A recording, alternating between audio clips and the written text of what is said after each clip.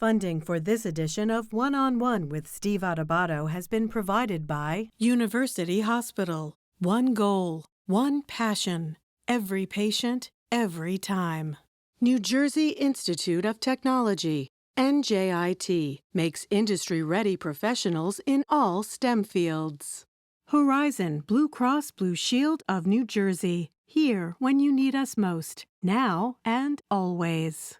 The New Jersey Education Association, the New Jersey Economic Development Authority, PSE&G, committed to providing safe, reliable energy now and in the future.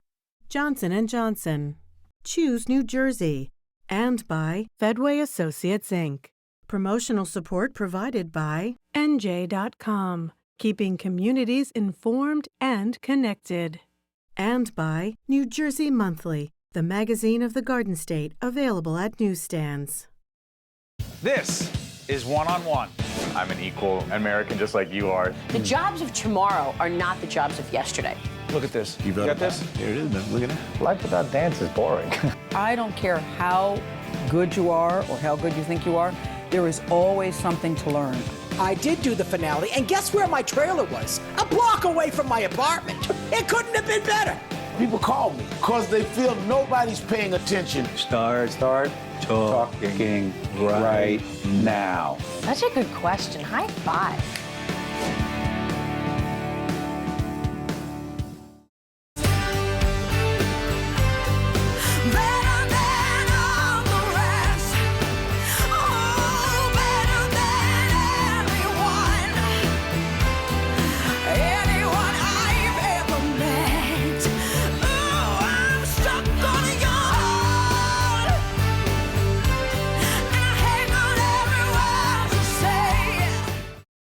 Hi, folks. I'm Steve Adubato. One of the great things about this show, and we look forward to getting back into the WNET Tisch Lincoln Center studio because it's right around Broadway. But even if it's remote, we're bringing you Broadway. It's toward the end of 2021. There's some great shows, and one of them is Tina, the Tina Turner musical, and we're honored to have Dawnn Lewis, who is in Tina. She plays Selma Bullock, who is Tina's mom, correct? Yes, absolutely correct. First of all, we're honored to have you, and thank you for joining us on public broadcasting.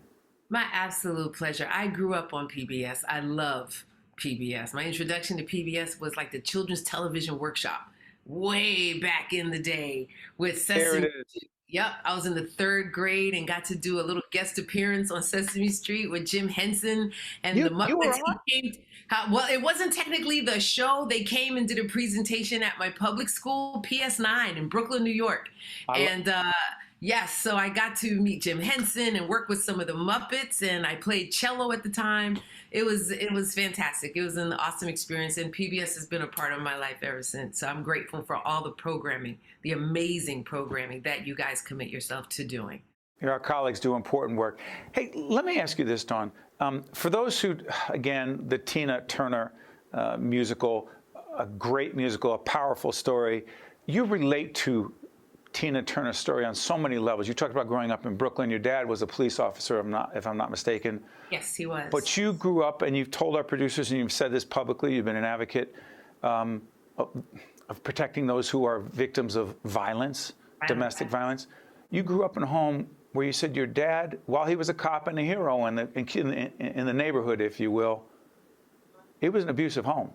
It was an abusive home. That was a very challenging time for people of color here in this country. Well, it's been a challenging time for people of color for generations, but particularly in the 60s coming up, where civil rights activism and people really becoming more outspoken about their place in the world.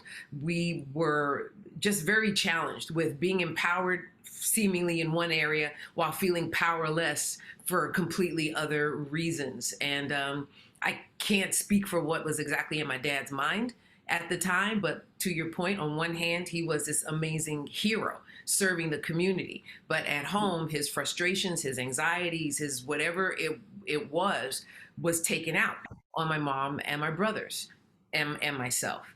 So coming up, my mom finally got to a point where she felt like she had to save herself. And in order to save herself and ultimately save her kids, she left us. And we didn't see our mom for about 1.5 years.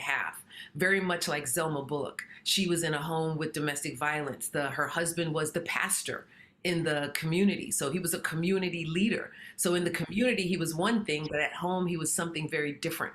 So the thought of leaving your children behind today to save yourself, a lot of people wouldn't agree with that. But at the time, that's what was the reality for women in this country, and not just women of color, but women in general, being a very patriarchal society. So yeah, I relate wholeheartedly. And because of my mom, I'm the person that I am today. Because of my brothers, we learned to not only survive, but thrive through a very, very dangerous upbringing. And grace of God, before he passed, my dad learned to be a better person, you know, and change his ways and change his life. So I'm grateful for that. Hey, Mom, don't be offended. My mom, who watches every night on one-on-one, but to my sisters, myself, I can understand and appreciate a fair amount of what you just shared. I'm just going to leave it at that. Growing up in Newark, New Jersey, and I understand to a degree. That being said, how hard is it? Steve, just real quick, what helps in us telling these stories and telling stories like Tina is that it lets other people know it's not just them. And it's nothing to be ashamed of. And especially if you're a kid, it's not your fault. Do you know what I mean? And when you hear us, like us in our positions, what we've accomplished today, be able to share that honestly, it not only heals us, but it heals others as well. But how hard is it?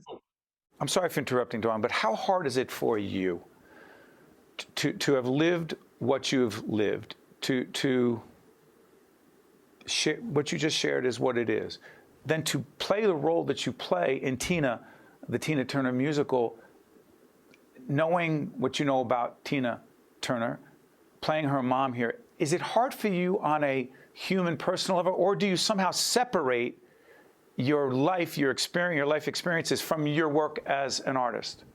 You know what? I don't really separate it. I use it to empower me. I have nothing but respect and honor for my mom. And again, like I said, by today's standards, you may consider my mom or Zelma a villain, and they're not.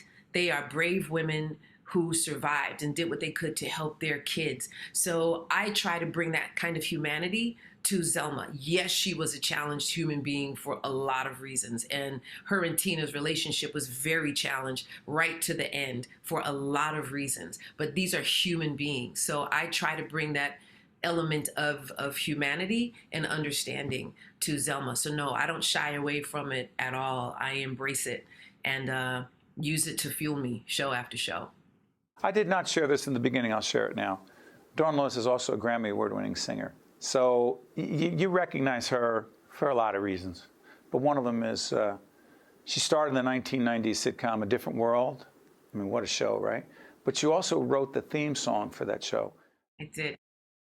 When did you know that you had a gift from above to have this extraordinary voice? When did you know? 4 years old.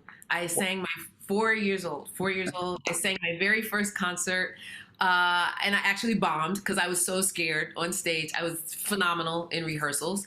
And once I got in stage in front of the audience, I was so terrified. I got through the song and vowed I would never be that scared again. And then just a couple of years later, when I was in elementary school, I got the Sesame Street opportunity. And person after person, praise God for public school teachers. It's a thankless job. It's a difficult job. But what they are able to speak into the lives of encouragement of kids growing up in Bed-Stuy, Brooklyn, again, knowing now some of my backstory of what my home environment was, there was a lot going on, and I was bullied. So from the time I was young, it was spoken into me that I possessed something special, and to try my best to tune out all the negative, destructive things and focus on the things that made me special, including my name, which I always hated. Really? I never liked my name because all my friends Dawnn? had Dawnn. I thought it was so simple. I thought it was so boring. My friends had names like Michelle and Stephanie and Nicola. And I was like, Dawnn is boring, until my teachers explained to me, he says, but Dawnn, every day has a dawn. You are the beginning, the first light, the best thing about every day. You give every day hope. And I was like, wow, yeah, okay, that's pretty cool. and my name has two N's on it. So I've learned to love and embrace my name, which is why I named my foundation the A New Day Foundation. It's a play on my name, Dawnn. Put up the New Day Foundation website. Tell us what it is, Dawnn, please.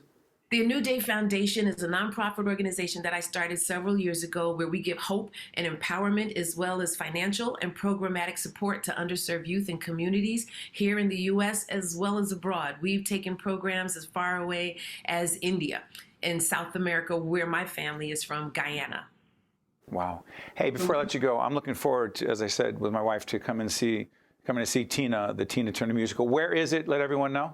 We are at the Lunt-Fontanne Theater on 46th Street, right across the street from Hamilton, across the street from Ain't Too Proud to Beg. So while you're down watching Broadway shows, come on and check us out. And remember, no matter what you see me do on stage, I'm the nice one. Hey, but real quick, we're toward the end of 2021. What does it mean to you personally to be performing live on Broadway after what all of us, particularly you and your colleagues, have gone through in this pandemic? What does it mean to be out there and to see that audience?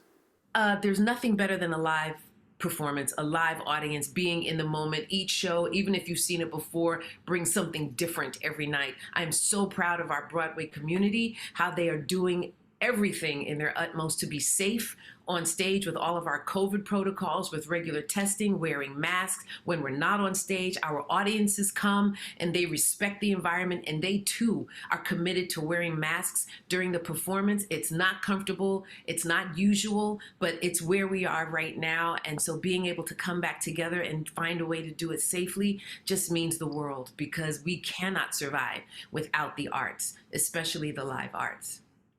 That's Dawnn Lewis. She plays Zelma Bullock in Tina, the Tina Turner musical. She's a Grammy Award-winning singer at the Lunt-Fontanne Theater. I can't thank you enough. You honor us on public broadcasting by joining us. All the best to you and your family and the cast. Thank you, Dawnn. Thank you. Can I say one quick thing? In addition to the Grammy, this year I was also inducted into the Women's Songwriters Hall of Fame in Washington, D.C. Thank you. Alongside Roberta Flack, Valerie Simpson, Naomi Judd. I mean, it was. Wow, a bunch of underachievers. A bunch of underachievers. And this, yes. That's awesome. Congratulations, Dawnn. Thank you well so much. Well deserved. Thanks so much. Take care. Bye, Steve. You got it. I'm Steve Adubato. More importantly, that's Dawnn Lewis. We'll be right back after this. To watch more One-on-One with Steve Adubato, find us online and follow us on social media. We are absolutely honored to be joined by an icon on so many levels in the music industry, entertainment, acting. He is Steven Van Zandt, musician, author, actor. He's the author of this book, Unrequited Infatuations. So good to have you with us. And we are being joined, is that Edie? That's Edie. She's temporarily with us at the moment. We'll see how long she lasts here, but I'll try putting her down. Let's see. Let's see. Hang on. We'll see. Don't worry about it. Whatever happens, happens. Yeah. Sometimes she cooperates. Sometimes she doesn't. But, she's like a lot of dogs and people I know, like our dog Pete. Ours is Petey, but I'll go. Listen. Let's do this. I have to tell you that, along with so many others, I'm a Jersey guy. You are the Jersey guy, along with your friend Bruce. You've entertained, you've given so much to so many for so long in this state, in this nation, in the world. Your gift for music and creativity comes from where, Stevie? Ooh, I have no idea. I guess it must be some kind of DNA. The only person I can think of that had any kind of, showbiz in them at all was my grandmother, Nana Lento. She was always the life of the party, but, no real direct, my father supposedly, well, he's my stepfather, so there's no blood connection there, but he supposedly played trumpet when he was young, but he never played trumpet around the house. And so there's no real obvious musical connection. It's a strange thing, actually. I don't know. However it happens, you begin to realize early on that you have a love of music. And by the way, can we plug, Stevie, if we could, on Sirius? What can people find on Sirius? We'll talk about the E Street Band and Bruce and the Sopranos and all that. But the Sirius, I love you on Sirius. Tell everyone what and where. Yeah, I brought the first two original formats to Sirius Satellite. She's almost 20 years ago now. My rock and roll station, Underground Garage, is 21, and my outlaw country station is Channel 60. And they both kind of have the same idea, which is playing music that most formats don't play anymore, that I consider to be the best music ever made. So they're both from a period I refer to as the Renaissance. It's mostly 50s, 60s, and 70s, but we play right up until, you know, we play new bands also, and in fact, we've introduced over 1,000 new bands in 20 years. Yeah, so people are still putting together rock and roll bands, even though there's no logical reason to do it. You know, there's no real reward anymore, and it makes you want to support them even, you know, all the more, because they're doing it strictly out of passion at this point. You know, because you know, it's no longer part of the mainstream industry. And, you know, we're back to being a cult, let's face it. Well, Steve, let's go back a few years, because I want to talk about politics and Sun City and your passion for being supportive of those who are struggling and suffering, and that you've just done so much in that regard. But I want to ask you, just get this part out of the way. I did hear you on other shows talk about this, but when you left the E Street Band, your relationship with Bruce, complex, close, personal, a whole bunch of things. You said it was a big mistake. Well, I've always referred to it as the biggest mistake of my life. But going back and doing the book really helped really put it in perspective. When you go back and really analyze it, it turns out that everything I've done in my life, I've done since I left the E Street Band. You know, so it seemed like a mistake at the time, and it was, you know, a financial mistake, but money isn't everything. My book certainly proves that. If anything, my story is the triumph of art over commerce, you know. Why do you say that, Stevie? Why do you say that, art over commerce? Why do you say that? Because my own personal work has never found an audience. You know, and that's you know, the unrequited infatuations of my life, along with the great successes, which I've had, you know, with the E Street Band, with the Sopranos and Lilyhammer and the Sun City Project, an extremely successful political story. But my own most personal work has never really found an audience, and that's, you know, it's a little bit frustrating and disappointing, but. I think the usefulness of the book, I hope, really is the second half of the book. When I leave, you know, when I leave the E Street Band, and the first half of the book is a great story. You know, local kid from Jersey makes it to the top of rock and roll. Terrific story, you know, and I don't mean to sound ungrateful about that, but the second half, you know, starts to become a little bit more universal, and I think, you know, becomes more than a music book for music people. I think it's a little bit more general, and starts to talk about, you know, seeking a purpose in life and a usefulness and one's identity, and even searching for spiritual enlightenment. And I think that's more universal, and you start to realize, you know, even though I didn't have a plan, I didn't really change jobs. I mean, my life ended, and I had to start from scratch. I'm sorry for interrupting, Stevie. When you left the E Street Band, yes, you had to, quote, start from scratch. Yes, I mean, there was no plan. My only plan in life was to make it in rock and roll. That was it. That was the first, you know, that was my entire plan of life. And I made it, and I walked away from it. And suddenly I'm looking, staring into the abyss. I'm in the wasteland, man, you know? And so I think there's something there to maybe be, you know, a universal truth that people can hopefully be inspired by a little bit. You know, when you think your life is over, you know, maybe that first plan of your life doesn't work out. Maybe you hit some kind of disappointment. You know, if you can find a way to move forward, you don't let you don't let it stop you. You don't get stopped by alcohol or drugs or commit suicide or any of those things that your first impulse may be, and all those things occurred to me. If you can find a way to move forward, destiny has a way of finding something that you may be you'll be surprised by. It's not. Destiny's not done with you yet. It's going to find something for you to do. And in my case, it was everything that I've done, Including Silvio Dante. I'm sorry for interrupting, Stevie. Including David Chase, the Jersey guy. I believe the Caldwell is Clifton somewhere. You didn't want to be an actor. You didn't want to be in front of the camera. And all of a sudden, you're Silvio Dante. And I think you said to him, I think in the book, you didn't want to take an actor's job. And he said, fine, I'll create something that wasn't for any other actor. I'll create it for you. Is that a fair assessment? No, that's true. That's true. Because I watched my wife, who's a real actor. I watch what she goes through, going to classes year after year and off Broadway, off Broadway. I was like, I shouldn't take an actor's job. And he says, okay, I'll write you in a part then. And that's Silvio Dante? Yeah, that ended up being Silvio Dante, and that's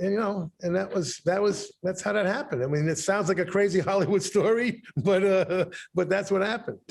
Let me ask you this: there are these two powerful figures, so many people in your life, so many people you've influenced, and I do want to get to Sun City. But there's James Gandolfini, and by the way, 6 of your castmates we've actually interviewed so far, and so it's an honor to have you with us. And I've asked each one of them about James Gandolfini, but the Gandolfini relationship and the Springsteen relationship, similar in any ways, dramatically different? You help us understand, because two giants. Well, I mean, what happened was my real life ended up being a model for the fictional characters. When I started off, my character was running the strip club for the family. The Bada Bing. The Bada Bing. I just wanted to say that. I just wanted to say that, Steve. I'm sorry. Go ahead. But the role wasn't exactly well defined because we had just made it up, right? And what's interesting to me, and I don't even think this is in the book actually, which I'll have to put it in for the next edition because it just occurred to me. As detailed as David Chase was and is, and as thorough and all about authenticity, he did not write in the underboss role or the consigliere. Now sometimes it's two different guys in two different roles in a mob family. Sometimes it's the same guy. Sometimes the underboss is the consigliere. Sometimes they're two different guys. He didn't write those parts in. Now, isn't that fascinating? Because here I come in and it's uncertain kind of what my role is. I think he picks up on the fact that me and Jimmy start bonding off screen, mostly because I think we're both character actors. He's a character actor, I'm a side man. We both kind of feel more comfortable a little bit out of the spotlight, but we both had to rise to the occasion when we were asked to. And I think we kind of bonded on that basis of neither one of us, really needing that spotlight. Maybe David Chase picked up on that. I don't know, but by the end of the first season, maybe into the second season, my character becomes that underboss / consigliere. And it wasn't really written in, but it ended up being the same role that I had been playing with Bruce Springsteen in real life, my whole life. So I knew exactly how to do that. But Stevie, let's go back for a second. Again, I wish we had 2 hours, even though you don't have that time. But so Bruce clearly out front, a performer, I'm not going to say wants or needs the attention, because who am I to say that, but was very comfortable with it. You were very comfortable being right there with him, but not being the guy, if I hate to put it that way, Stevie. Yes, no, that's correct. I like being the guy behind the guy. I do. And in fact, if I had to describe myself, it would be as a writer-producer.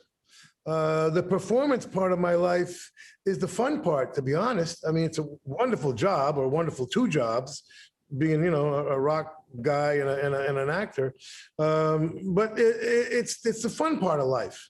It's not my most satisfying, part of my, realizing my own potential. Let's put it that way. I feel that has to be the creative process is what I get off on. The performance part, which is the part that people see. So that's all they really know. It's important. And it's a wonderful job, making people happy, entertaining them and inspiring them and motivating them. That's all great. But it's fun. It's a vacation for me. That's not the work. The work is the creative stuff. Stevie, I am not doing justice to this book. Steven Van Zandt, Unrequited Infatuations. I want you to go out and get this book, folks. I feel like the Oprah Book Club, but not that I confuse myself with Oprah, but the politics, Sun City, South Africa, apartheid, a commitment, an abiding, consistent commitment for many, many years, particularly the second half of this book, to finding meaning largely in helping others, as well as Stevie said, his spiritual journey. Get this book. Steven Van Zandt, you honor us by joining us in public broadcasting. Wish you and your family all the best and everything you do moving forward, all good things. Thank you, Stevie. Thank you, Steve. Good seeing you. Same here. I'm Steve Adubato. Way more importantly, that's Steven Van Zandt.